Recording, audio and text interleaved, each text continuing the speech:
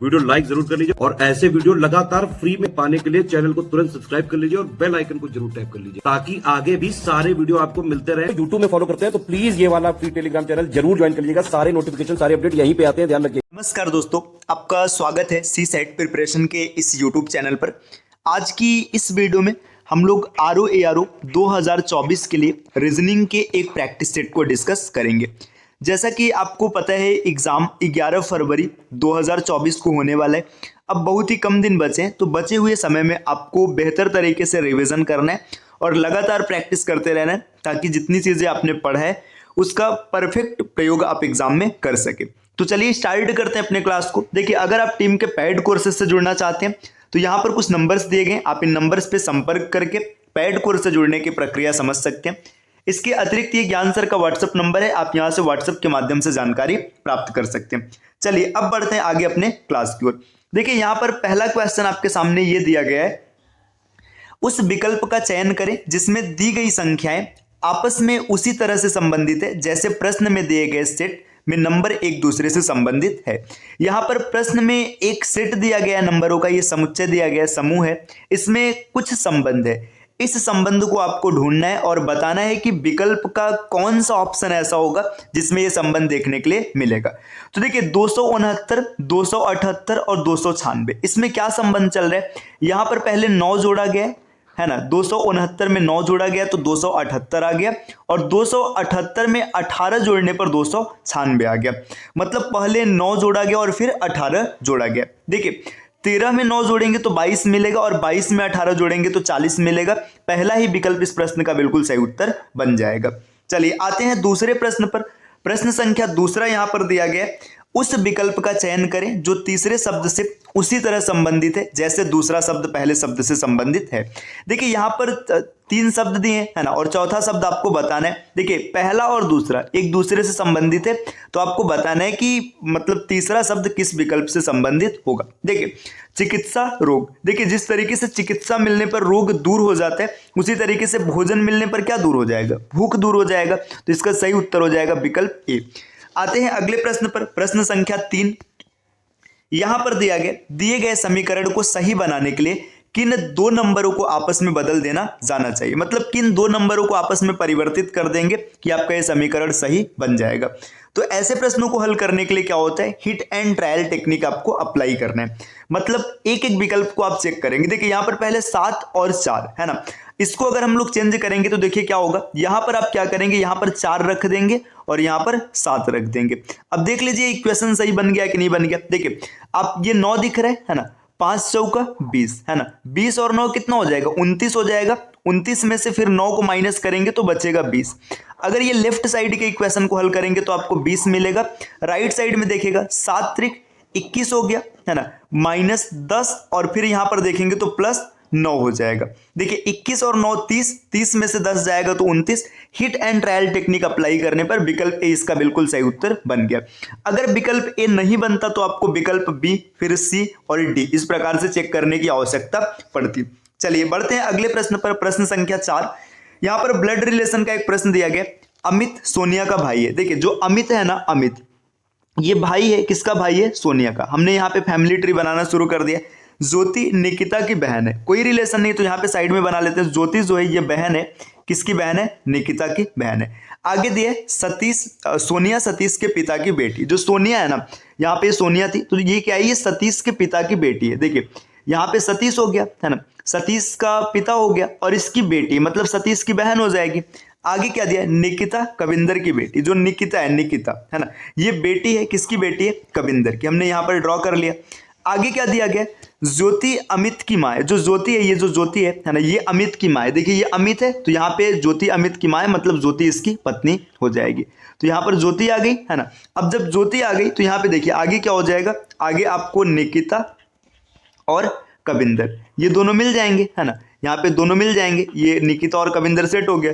आगे क्या बोला जा रहा है, मुकेश निकिता की इकलौती बहन का पति है। जो मुकेश है ना, मुकेश देखिए निकिता है, निकिता की इकलौती बहन है, इसका पति है मुकेश। यहाँ पर पूरा फैमिली ट्री बन गया।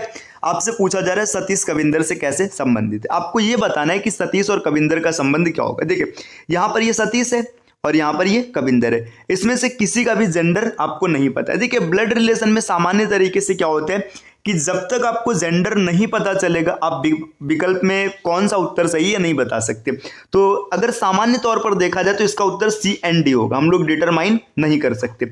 लेकिन यहाँ पर ऑप्शन दिया गया, यहाँ पे देखिए इसमें एक मतलब ये 2 जनरेशन का गैप मिल रहा है। 2 जनरेशन के गैप में ग्रैंड रिलेशन होता है, मतलब ग्रैंड सन या ग्रैंड फादर, मतलब ये पैटर्न चलेगा। सन का मतलब ग्रैंड डॉटर भी आ सकती है, ग्रैंड मदर भी हो सकता है ना। तो यहाँ पे क्या हो जाएगा, इसमें अगर आप देखेंगे तो सतीश का संबंध कविंदर से कैसे, ये इसका ग्रैंड सन है, मतलब पोता बन जाएगा। विकल्प डी इसका बिल्कुल सही उत्तर बनेगा।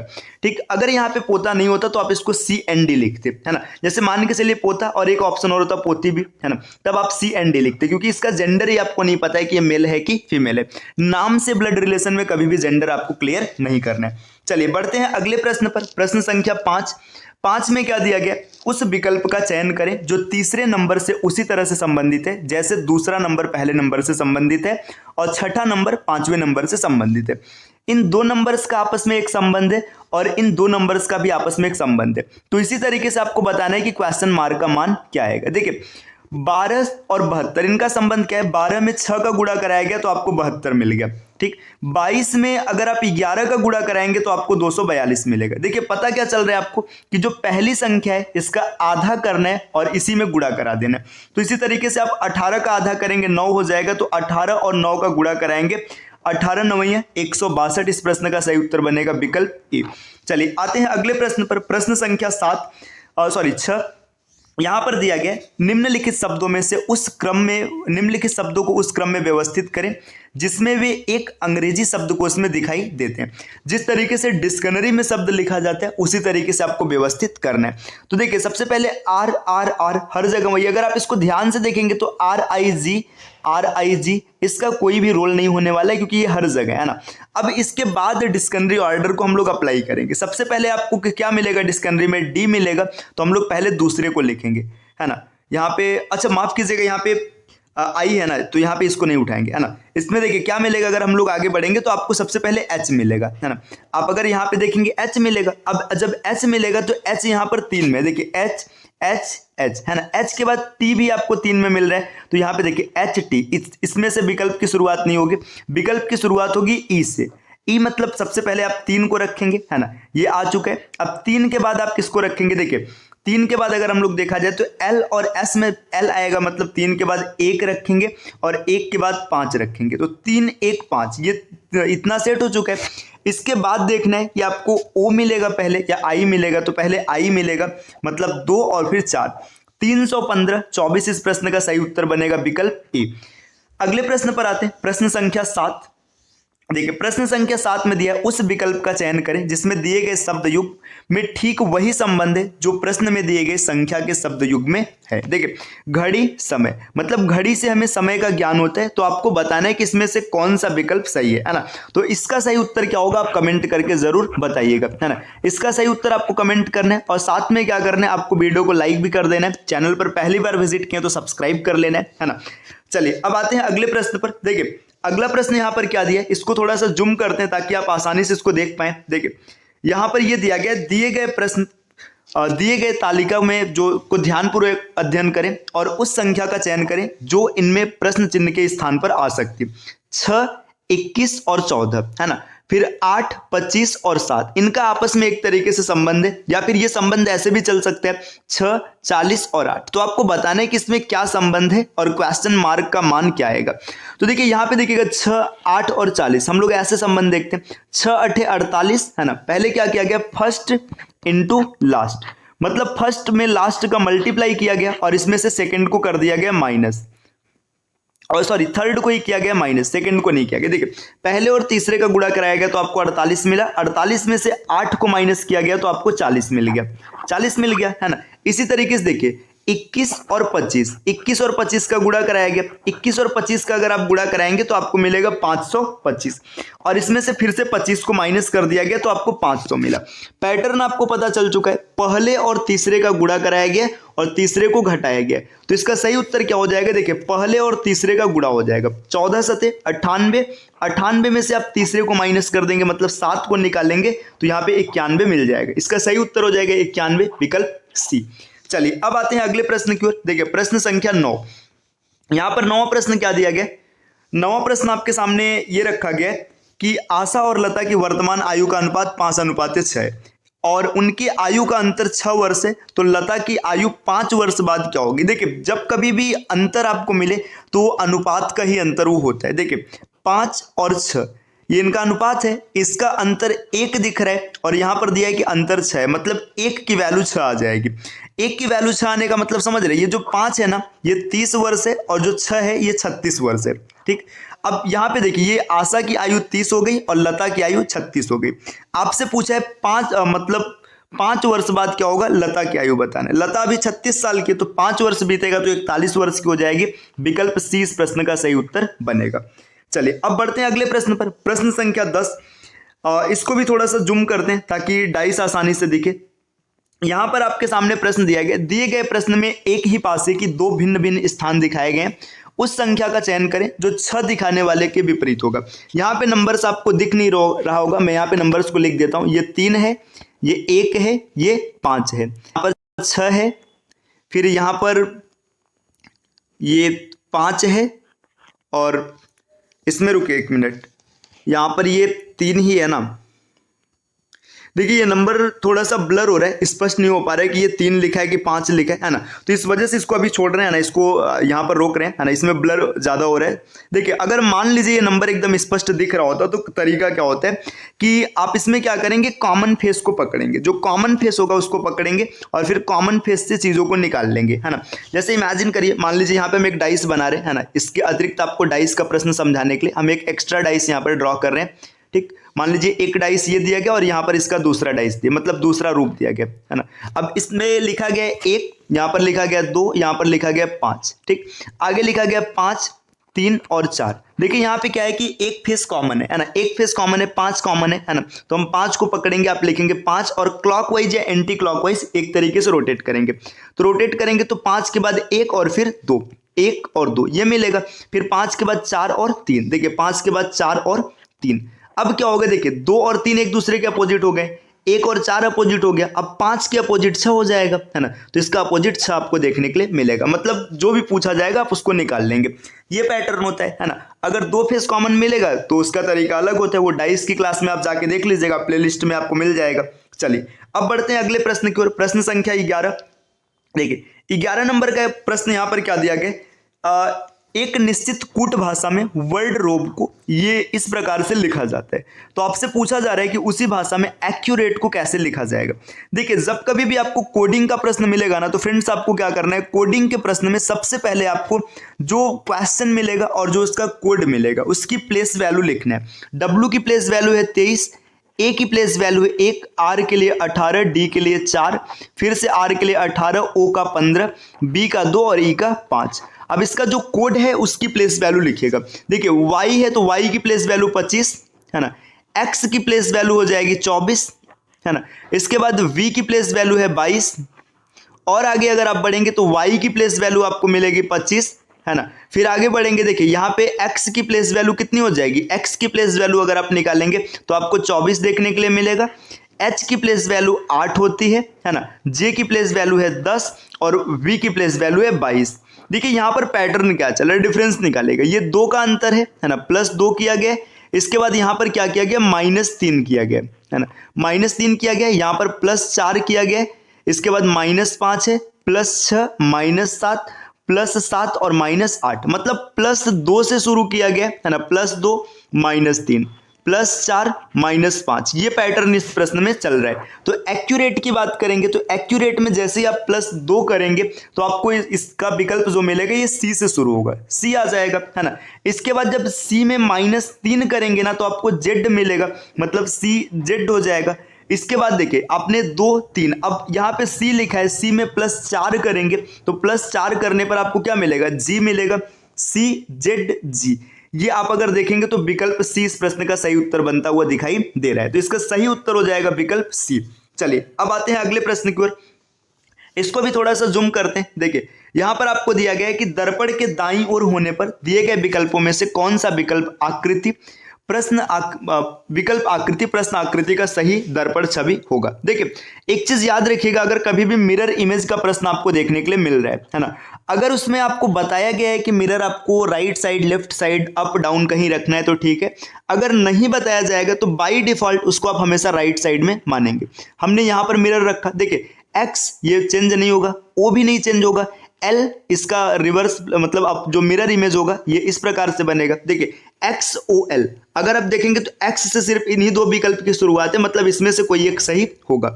अब आगे देखिए 9 की जब मिरर इमेज को आप लिखेंगे तो 9 का मिरर इमेज 9 हो जाएगा और के का मिरर इमेज इस प्रकार होगा। देखिए इस विकल्प में के को सीधा लिखा गया तो के की वजह से विकल्प गलत हो जाएगा, इसका सही उत्तर हो जाएगा विकल्प सी। चलिए अब आते हैं अगले प्रश्न की ओर, प्रश्न संख्या 13। देखिएगा 13 नंबर का प्रश्न यहां पर क्या दिया गया है, देखिए ये कथन और निष्कर्ष मतलब सिलॉक्स का प्रश्न है। जैसे ही सिलॉक्स का प्रश्न मिलेगा आपको ये चीज नहीं पढ़ना है ना, डायरेक्ट आपको कथन पर आना है और इसको इंग्लिश वर्जन से बनाएंगे तो वेन डायग्राम बनाने में थोड़ी सी आसानी होगी। देखिए सम एनिमल्स आर एलिफेंट, देखिए कुछ एनिमल्स ऐसे हैं, कुछ एनिमल्स क्या है, ये एलिफेंट है, हमने इतना बना लिया। आगे दिया गया सम एलिफेंट्स आर टाइगर, और कुछ एलिफेंट्स ऐसे हैं जो टाइगर है। वेन डायग्राम बन गया। अब इससे देखिए क्या पूछा जा रहा है, इसका conclusion some animals are tiger, कुछ एनिमल ऐसे हैं जो टाइगर है। ठीक, देखिए यहाँ पे ये एनिमल है, ये टाइगर है, इनमें रिलेशन है, देखिए इनमें रिलेशन नहीं है तो ये गलत हो जाएगा। आगे बोला जा रहा है no tiger is an animal, अब कोई भी टाइगर एनिमल नहीं है तो ये भी गलत हो जाएगा। देखिए अब आपको यहाँ पे एक चीज कमेंट करना है कि ये कंप्लीमेंट्री पेयर है कि नहीं। अगर ये कंप्लीमेंट्री पेयर होगा तो इसका आंसर बनेगा आइदर और अगर कंप्लीमेंट्री पेयर नहीं होगा तो इसका उत्तर बनेगा नाइदर नॉर। इतना मैंने आपको बता दिया, अब इसको कमेंट कीजिएगा आप कि ये कंप्लीमेंट्री पेयर है कि नहीं है ना। चलिए अब आते हैं अगले प्रश्न पर। देखिए प्रश्न संख्या 14, इसको भी थोड़ा सा जूम करते हैं। यहां पर आपको ये मैट्रिक्स दिया गया है, इसमें ये रिलेशन है और कुछ रिलेशन चलेगा और क्वेश्चन मार्क का मान बताना है। देखिए इसमें पैटर्न क्या चल रहा है इसको समझने का प्रयास हम लोग करते हैं। देखिए यहां पर 150, 25 और 100 या तो इस प्रकार से संबंध होगा या तो इस प्रकार से होगा। ठीक, अगर इसको ध्यान से देखेंगे तो आपको पता चलेगा कि इसका संबंध लेफ्ट टू राइट चल रहा है। संबंध कैसा है, देखिए 150 और 100 इसका डिफरेंस लिया गया, मतलब फर्स्ट माइनस लास्ट ये किया गया है ना, फर्स्ट माइनस लास्ट। इसके बाद क्या गया, जितना आंसर आएगा उसमें 2 से भाग दे देंगे। 100 में से 150 में से 100 घटाएंगे तो 50/2 मतलब 25। ठीक, इसी तरीके से देखिए 132 में से 88 घटाएंगे तो आपको 44 मिलेगा। 44 का आधा कितना हो जाएगा, 22 हो जाएगा। अब आपको बताना है कि इसका मान क्या होगा। 162 में से जब 108 घटाएंगे तो आपको 54 मिलेगा और 54 का आधा होता है 27। इसका सही उत्तर बन जाएगा विकल्प बी। चलिए अब आते हैं नेक्स्ट अगले प्रश्न पर। प्रश्न संख्या 15 क्या दिया गया, उस विकल्प का चयन करें जिसमें दी गई संख्याएं यहाँ पर मिसिंग है, थोड़ा सा एक दूसरे से उसी तरह संबंधित है जैसे कि प्रश्न में दिए गए सेट में मौजूदा संख्याएं एक दूसरे से संबंधित हैं। देखिए 8, 57 और 11 इसमें एक संबंध है। इसी तरीके का संबंध किस विकल्प में आपको ये निकालना है, तो पहले इसमें संबंध है क्या इसको ढूंढिएगा। देखिए 11 में 8 जोड़ा गया 19 हो गया, 19 में 3 का गुणा कराया गया तो आपको 57 मिल गया, मतलब पहले और दूसरे को जोड़कर 3 से गुणा कराया गया। अब आगे देखिएगा 15 और 12 इसको जोड़ेंगे तो आपको मिलेगा 27, 27 में 3 का गुणा कराएंगे तो 81 मिलेगा, विकल्प ए इसका सही उत्तर हो जाएगा। ऐसा संबंध और किसी विकल्प में नहीं है, आप चेक कर सकते हैं। चलिए आते हैं अगले प्रश्न पर। प्रश्न संख्या 16 में दिया गया है कि इस आकृति में कितने त्रिभुज हैं। देखिए इस प्रश्न को आप हल करने के लिए यहां से इस आकृति को 2 पार्ट्स में डिवाइड कर लीजिए, एक ऊपर का चतुर्भुज और एक नीचे का चतुर्भुज। देखिए जब कभी भी चतुर्भुज को इस प्रकार से 4 भागों में विभाजित किया जाता है तो कुल त्रिभुजों की संख्या 8 होती है। अगर यही ऐसे 6 भागों में विभाजित कर देंगे तो त्रिभुजों की संख्या 12 हो जाएगी। 8 भागों में विभाजित कर देंगे तो त्रिभुजों की संख्या 16 हो जाएगी। तो देखिए यहां पर ये 4 भागों में विभाजित है तो 8 त्रिभुज ऊपर मिलेगा और ऐसे ही 8 त्रिभुज नीचे मिलेगा। फिर दोनों आकृतियों को मिक्स कीजिए, देखिए इसमें कोई भी नया त्रिभुज आपको बनता हुआ नहीं मिलेगा। तो इसमें कुल त्रिभुजों की संख्या 16, विकल्प ए इसका सही उत्तर बनेगा। चलिए अब आते हैं प्रश्न संख्या 17 पर। 17 में क्या दिया गया, आपको यहां पर दिया गया कि स्टॉप का संबंध HGL के से, तो आपको बताना है कि लैम्ब का संबंध किससे होगा। देखिए प्लेस वैल्यू लिखते हैं, एस की प्लेस वैल्यू है 19, टी की प्लेस वैल्यू है 20, ओ की प्लेस वैल्यू है 15 और पी की प्लेस वैल्यू है 16, है ना। इसी तरीके से देखिए अब यहाँ पे हम लोग देखेंगे, है ना, यहाँ पे देखिए एच की प्लेस वैल्यू हो जाएगी 8, जी की प्लेस वैल्यू हो जाएगी 7, एल की प्लेस वैल्यू हो जाएगी 12 और के की प्लेस वैल्यू हो जाएगी 11। देखिए आप इसमें प्लेस वैल्यू के साथ आप ऐसे भी देख सकते हैं कि देखिए ये इसका रिवर्स है, ये इसका रिवर्स है, ये इसका रिवर्स है और ये इसका रिवर्स है, आप ये भी सोच सकते हैं, है ना। और प्लेस वैल्यू में आप देखना दोनों का योग है 27, है ना, दोनों का योग है 27। तो यहां पर आप रिवर्स प्लेस वैल्यू लिख दीजिएगा। एल की रिवर्स में अगर लेटर लिखेंगे तो ओ मिल जाएगा, ए का ओ, इसके बाद ए का जेड होगा, एम का एन होगा और बी का वाई होगा। तो इसका सही उत्तर हो जाएगा विकल्प सी। आप ऐसे लिख करके जोड़कर 27 वाले पैटर्न से भी जा सकते हैं, या तो आप डायरेक्ट देख सकते हैं कि इसका रिवर्स लेटर लिखा गया। आते हैं अगले प्रश्न पर, प्रश्न संख्या 18 में क्या दिया गया है कि आपको बताना है कि जो सिरिंज और पिस्टन का संबंध है, ऐसा ही किसका संबंध है। देखिए सिरिंज और पिस्टन, अब बिना पिस्टन का सिरिंज काम नहीं करेगा, इसी तरीके से टायर और ट्यूब का संबंध है। इसका सही उत्तर विकल्प ए बन जाएगा। चलिए बढ़ते हैं प्रश्न संख्या 19 पर। 19 में क्या दिया है, एक निश्चित कूट भाषा में हिमाचल को इस प्रकार से लिखा जाता है, तो आपको बताना है कि मैग्नेटिक को क्या लिखा जाएगा। देखिए हिमाचल को जस्ट इसको रिवर्स कर दिया गया, आप उल्टा पढ़िएगा ना, HIMACHAL, मतलब हिमाचल को जस्ट उल्टा लिखा गया, तो आप मैग्नेटिक को उलट दीजिएगा, CITENGAM। मैग्नेटिक को आप इस प्रकार से लिखेंगे तो CIT अगर आप देखेंगे तो विकल्प ए इसका सही उत्तर बनेगा। चलिए आते हैं अगले प्रश्न पर। अच्छा ये आज का लास्ट प्रश्न रहा, है ना। तो इसमें हम लोगों ने कुल 19 प्रश्न को डिस्कस किया है। आप कमेंट करके बताइएगा कि 19 में से आपके कितने प्रश्न सही हुए हैं, है ना। और इसके अतिरिक्त आप आगे की बेहतर तैयारी के लिए, किसी भी एग्जाम की तैयारी के लिए, चाहे वनडे एग्जाम है, चाहे PCS एग्जाम है, या फिर किसी भी प्रकार की परीक्षा है, उसके बेहतरीन तैयारी के लिए, करंट अफेयर्स को बेहतरीन तरीके से पढ़ने के लिए आप दिए गए नंबर्स पे संपर्क करके पेड कोर्स से जुड़ने की प्रक्रिया जान सकते हैं। ये ज्ञान सर का व्हाट्सअप नंबर है, आप यहाँ से व्हाट्सअप के माध्यम से भी जानकारी प्राप्त कर सकते हैं। चलिए मिलते हैं नेक्स्ट वीडियो में कुछ नए इन्फॉर्मेशन के साथ, है ना। वीडियो पसंद आया तो लाइक कीजिएगा और चैनल को सब्सक्राइब जरूर कीजिएगा।